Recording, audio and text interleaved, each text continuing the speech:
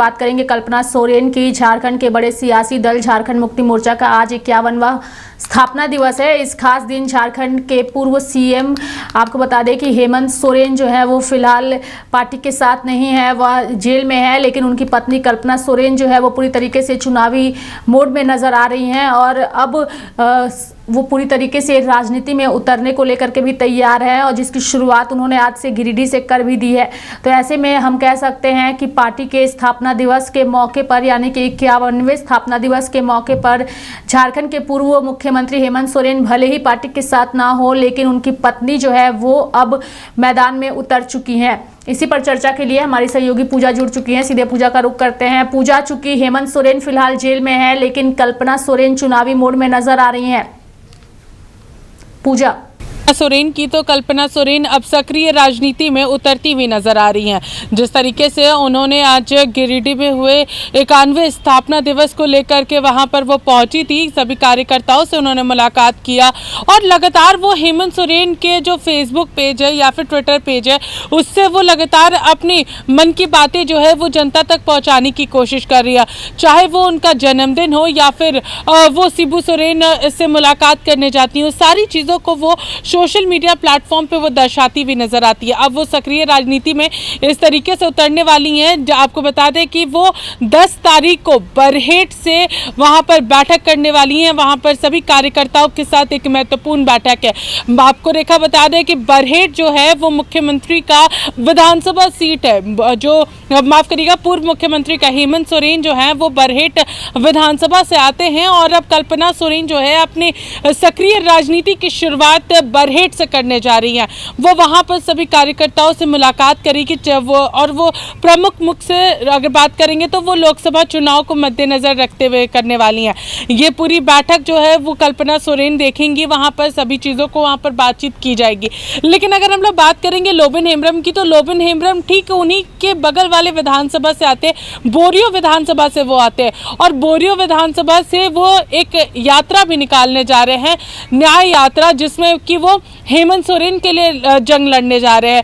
कई ऐसी चीज़ें उसमें महत्वपूर्ण तरीके से रखी जाएंगी, चाहे वो पेशा कानून हो, CNT SPT एक्ट हो, सभी चीज़ों को लेकर के वो एक न्याय यात्रा निकालने जा रहे हैं और आदिवासियों को एकजुट करने जा रहे हैं। तो वहीं दूसरी ओर उनके ठीक बगल में बरहेट से कल्पना सोरेन अपनी सक्रिय राजनीति की शुरुआत करने जा रही है और साफ तौर पर उन्होंने इसको लेकर के अपनी बातें जो है लोबिन हेम्ब्रम रखी थी कि वो अपनी राजनीति की शुरुआत करी, लेकिन उनकी न्याय यात्रा जो है लोबिन हेम्ब्रम ने उस पर अपनी बातों को रखा है। साथ ही अगर हम बात करें तो जो एक सांसद हैं JMM के, उनको लेकर के भी उन्होंने अपनी बातों को रखा है और उनका कड़ा विरोध करने की भी बात उन्होंने कही है। पहले दर्शकों को सुनाते हैं बयान। हम लगातार इस सवाल को उठाते रहे हैं और आपके आश्वासन पर अभी हम जिंदा हैं, तो अभी स्पष्ट बता दीजिए कि ये CNT एक्ट, SPT एक्ट और पेशा तक लागू करिएगा। तो उन्होंने कहा कि नहीं, ये बहुत महत्वपूर्ण विषय है और ये जरूरी भी है और इसको हम उच्च स्तरीय जांच करा करके 45 दिन में इसका हम दादा अभी तो अब आपका न्याय यात्रा रहेगा ना कि रहेगा। कल्पना सोरेन जो है दूसरे का बात आपके बगल विधानसभा में कल्पना जी आ रही हैं बरहेट में चुनाव मान नहीं, हमको अभी तक मालूम नहीं है, अभी तक हमको जानकारी। अच्छा, आपने ये कह दिया खुले मन से कि भाई हम विजय हासदे का समर्थन नहीं करेंगे, उनके विरोध में प्रचार करेंगे, तो क्या लोबिंदा बीजेपी से उम्मीदवार होंगे, लोकसभा के निर्दलीय उम्मीदवार होंगे, कैसे होंगे, कैसे विरोध? अभी तो बाद में बताएंगे ना, लेकिन विरोध कीजिएगा। विरोध तो करना ही है। क्यों? विजय हासदा जी में क्या आपको कमी ऐसा लगा? 10 को बरहेट में वो सभा को संबोधित करने जा रही है, आप लोग उनकी एंट्री को कैसे देखते हैं? देखिए, हम लोग उनकी एंट्री को बहुत ज़्यादा पॉलिटिकली रूप से वाइब्रेंट नहीं देख रहे हैं। इसलिए नहीं देख रहे हैं क्योंकि उसी क्षेत्र से लोबिन हेम्ब्रम जी आते हैं और वो भी सभा करने वाले हैं, एक आक्रोश सभा करने वाले हैं वहाँ की जनता को जो JMM की सरकार ने ठगा है उसके विरोध में। तो मुझे लगता है कहीं ना कहीं अब दोनों चीज़ों को देखे विरोधाभास सा चल रहा है। एक तरफ उन्हीं के पार्टी के लोग बोलते हैं कि JMM ने काम नहीं किया, उसके अगेंस्ट में रैली निकालेंगे, दूसरी तरफ कल्पना सोरेन जी जा रही है। तो JMM को ये सोचना है कि जो उनका गढ़ रहा है और जहाँ से उनका प्रतिनिधित्व रहा है, आज की डेट में ऐसी स्थिति परिस्थिति क्यों आ रही है। इन चीज़ों का जब हम आकलन करते हैं तो मुझे ऐसा लगता है कि सिर्फ और सिर्फ ये पॉलिटिकल टसल हो रहा है एक दूसरे के बीच में। हम लोग इसको पॉलिटिकल रूप से प्रभावी नहीं मानते हैं। इसलिए नहीं मानते हैं क्योंकि जो प्रधानमंत्री नरेंद्र मोदी जी ने विकास किया है, उस विकास के सामने कहीं ना कहीं हेमंत सोरेन हो या जेएमएम की सरकार हो या अभी चंपई सोरेन है, उनकी जो टसल है वो टिकती नहीं है।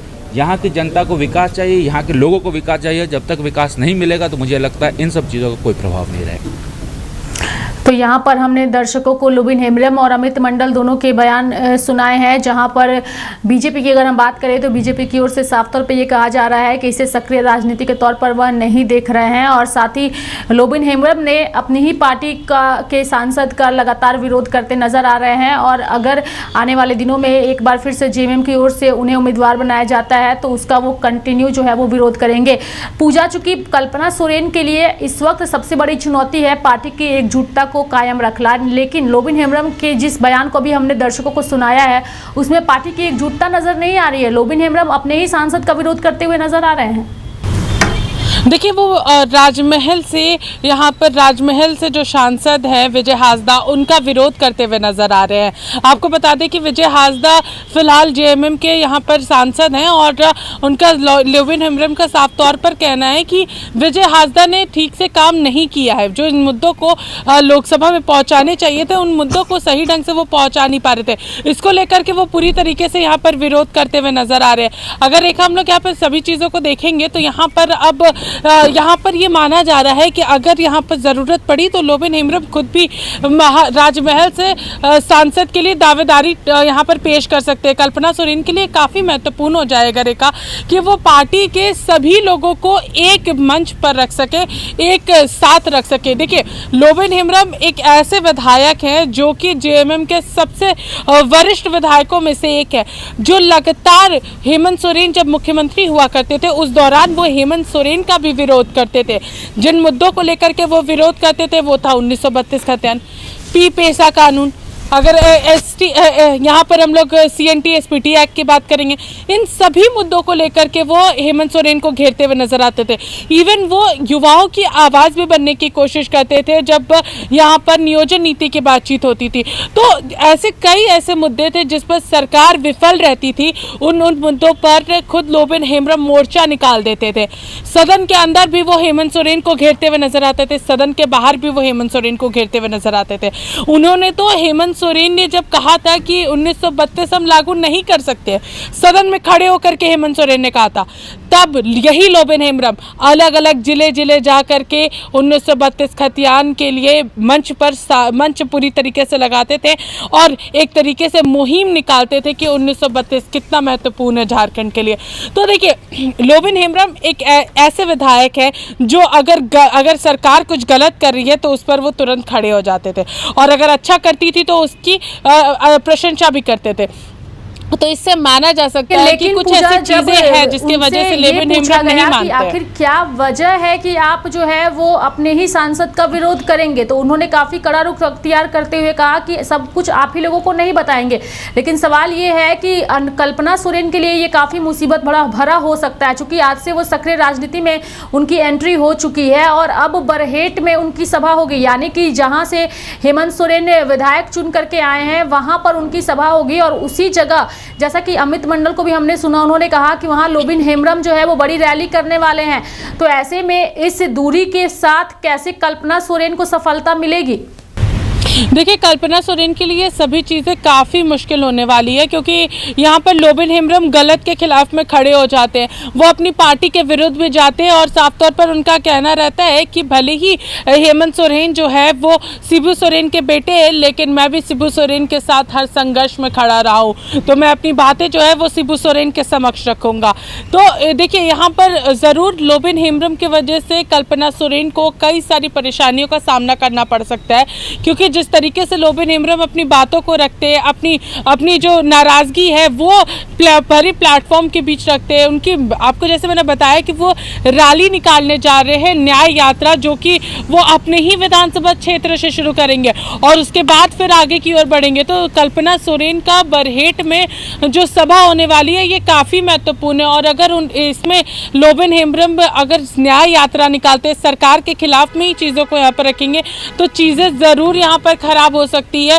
और लोकसभा चुनाव भी काफ़ी अब नज़दीक आ चुका है रेखा, तो उस मद्देनज़र अब कल्पना सोरेन को ये इन सारी चीज़ों पर मुख्य रूप से देखना होगा कि सभी विधायक जो हैं वो एकजुटता के साथ पार्टी में पूरी तरीके से मजबूती के साथ खड़े रहे। लेकिन लोबिन हेम्ब्रम की ये सबसे बड़ी हम लोग बात करेंगे यहाँ पर रेखा, तो यहाँ पर कहा जा सकता है कि अलग अलग जो मुद्दों को लेकर के वो अपनी सरकार को घेरते हैं, उसके मद्देनज़र वहाँ की जो जनता है उन सभी चीज़ों को देखती भी है, क्योंकि लोबिन हेम्ब्रम शुरू से आदिवासियों की बात करते हैं। तो इस न्याय यात्रा में भी वो आदिवासियों के हक अधिकार के लिए खड़े रहने वाले हैं। तो चीज़ें जो है वो थोड़ी सी परेशान कर सकती है कल्पना सोरेन को, लेकिन ये भी कहा जा सकता है कि लोबिन हेम्ब्रम कल्पना सोरेन से ज़रूर बातचीत करेंगे इन सारे मुद्दों को लेकर के कि आखिर इन सारी परेशानियों को कैसे दूर किया जा सकता है। तो इस बातचीत के बाद शायद चीज़ें जो है वो सामान्य हो जाए, लेकिन लोबिन हेम्ब्रम ने साफ तौर पर कहा है कि कल्पना सोरेन की भले ही वहाँ पर भले ही और उससे वो पीछे हटने वाले नहीं है। पूजा, जब भी इस तरीके की तस्वीरें सामने आती है, अगर किसी, जैसे पिछली बार हमने देखा था कि जब झारखंड के पूर्व शिक्षा मंत्री दिवंगत जगन्नाथ महतो जी का निधन हुआ था, उस वक्त जब उनकी पत्नी बेबी देवी आई थी प्रचार करने तो उसका फायदा उन्हें मिला था। तो जेएमएम की तरफ भी एक बड़ा दल जो है वो इस वक्त रुख कर रहा है। तो ऐसे में अगर हम बात करें आने वाले लोकसभा चुनाव की, तो अगर दुमका सीट की अगर हम बात करें जहां से बीजेपी ने जो है वो सुनील सोरेन को अपना उम्मीदवार बनाया है, तो ऐसे में अगर उस सीट से कल्पना सोरेन आने वाले दिनों में चुनाव लड़ती हैं तो इसका फायदा उन्हें मिल सकता है, क्योंकि एक तबका जो है वो पूरी तरीके से हेमंत सोरेन के समर्थन में खड़ा नजर आ रहा है। देखिए रेखा, अगर हम लोग संथाल परगना की बात करेंगे तो संथाल में ज़रूर पूरी तरीके से जेएमएम अपने आप को मजबूत कर चुकी है। माना जाता है कि संथाल परगना जो है वो जेएमएम का गढ़ है। तो उस तरीके से अगर देखा जाए तो यहाँ पर ज़रूर इसका फ़ायदा मिल सकता है, क्योंकि जिस तरीके से यहाँ पर सोशल मीडिया पर कल्पना सोरेन हेमंत सोरेन के फेसबुक आईडी या फिर ट्विटर आईडी से अपनी चीज़ों को व्यक्त करती है, अपनी फीलिंग्स को जिस तरीके से वो इमोशंस को व्यक्त करती है, वो सारी चीज़ें काफ़ी ज़्यादा जनता को प्रभावित करती है, क्योंकि सोशल मीडिया आज के समय में सबसे ज़्यादा पावरफुल है रेखा, और अलग अलग लोगों तक पहुंचता है। छोटे से छोटे तबके के पास आज के समय में एंड्रॉयड फ़ोन है और उस एंड्रॉयड फ़ोन में इन सारी चीज़ों को लोग देख सकते हैं। और ये तो खास तौर पर अगर हम बात करेंगे तो ये तो पूर्व मुख्यमंत्री हेमंत सोरेन के सोशल मीडिया हैंडल से पोस्ट किया जा रहा है, तो इसका इम्पैक्ट ज़रूर बहुत ज़्यादा पड़ सकता है, क्योंकि कई सारे लोग हेमंत सोरेन के फेसबुक पेज, ट्विटर पेज को फॉलो करते हैं, तो उस पेज के जरिए चीज़ें जो है वो तो उनके फेवर में जा सकती है। देखिए, हर बार ये चीज़ हम लोगों को देखने को मिली है, चाहे वो पूर्व शिक्षा मंत्री दिवंगत जगन्नाथ महतो के फेवर में हो, या तो फिर अगर हम लोग यहाँ पर बात करेंगे हाफिजुल हसन के भी फेवर में ये सारी चीज़ें हुई थी जब उनके पिता का देहांत हुआ था। यहाँ पर अगर हम लोग बात करेंगे बेरमो की, तो बेरमो से भी यहाँ पर कुमार जयमंगल उर्फ अनूप सिंह को बेनिफिट मिला था जब उनके पिता का देहांत हुआ था। यहाँ पर अगर हम लोग बात करेंगे बंधु तिर्की की, तो बंधु तिर्की की जब सदस्यता खत्म हुई थी उसके बाद फिर यहाँ पर शिल्पी नेहा तिर्की को यहाँ पर इसका फायदा मिला था। तो देखिए, सीरीज यहाँ पर बने हुए हैं, बस यहाँ पर एक व्यक्ति को फायदा नहीं मिला था, वो था रामगढ़ में ममता देवी के बदले यहाँ पर बजरंग महतो को यहाँ पर कोई भी बेनिफिट नहीं मिला था। लेकिन एक बेनिफिट जरूर देखने को मिला था रेखा, जहाँ पर आज जो वोटिंग के नंबर्स थे वो यहाँ पर बजरंग महतो के काफ़ी ज़्यादा थे। जो पिछले अगर हम लोग चुनाव की बात करेंगे, जो 2019 में विधानसभा चुनाव थे, उपचुनाव में बजरंग महतो को जो वोट थी वो ज़्यादा मिले थे पिछले बार से। लेकिन इस बार जब आजसू और बीजेपी एक साथ उपचुनाव में खड़ी हुई थी, ज़रूर आंकड़ा अलग हो सकता है, लेकिन कांग्रेस की अगर उस पर बात करेंगे तो आंकड़ों में ज़रूर बढ़ोतरी हुई थी। तो इस तरीके से अगर रेखा देखेंगे, सीक्वेंस वाइज सीक्वेंस देखेंगे, जितने भी अभी तक उपचुनाव हुए सभी जगहों पर जेएमएम और कांग्रेस को फायदा मिला है। और और उस फायदे से अगर हम लोग देखेंगे तो ज़रूर कहा जा सकता है कि जो अभी फिलहाल हेमंत सोरेन के साथ हुआ, जो अभी फिलहाल हेमंत सोरेन जुडिशियल कस्टडी में है, तो इसका ज़रूर फायदा कल्पना सोरेन को मिल सकता है। देखिए, कल्पना सोरेन का नाम कई बार राजनीति में आया है। पहली बार तब आया था जब वो राज्यसभा चुनाव होने वाले थे और राज्यसभा चुनाव के दौरान जेएमएम की ओर से प्रत्याशी उतारने थे, तो उस दौरान भी ये बातें आई थी कि इस बार कल्पना सोरेन को हेमंत सोरेन जो है वो राज्यसभा भेज सकते, लेकिन उस समय महुआ मांझी को मौका दिया गया। फिर उसके बाद बातें आई कि अगर हेमंत सोरेन की गिरफ्तारी होती है तो फिर कल्पना सोरेन को मुख्यमंत्री बनाया जाएगा, इसलिए गांडे विधानसभा से डॉक्टर सरफराज अहमद ने इस्तीफा दे दिया। उन्होंने कहा कि आने वाले समय में इस सीट की जरूरत मेरी पार्टी को पड़ेगी। कल्पना सोरेन के लिए माना जा रहा था कि कल्पना सोरेन के लिए ही सरफराज अहमद ने गांडे विधानसभा से इस्तीफा दिया है, तो उस दौरान उनका नाम आया, लेकिन उस समय भी उनका नाम कहीं ना कहीं पीछे रह गया था, क्योंकि चंपई सोरेन को पूरी समर्थन के साथ, पूरे बहुमत के साथ अपना नेता चुना गया और साथ ही साथ मुख्यमंत्री के तौर पर चुना गया था। मुख्यमंत्री के तौर पर चुना गया, साथ ही साथ जेएमएम के विधायक दल नेता की तरह भी उन्हें चुना गया था।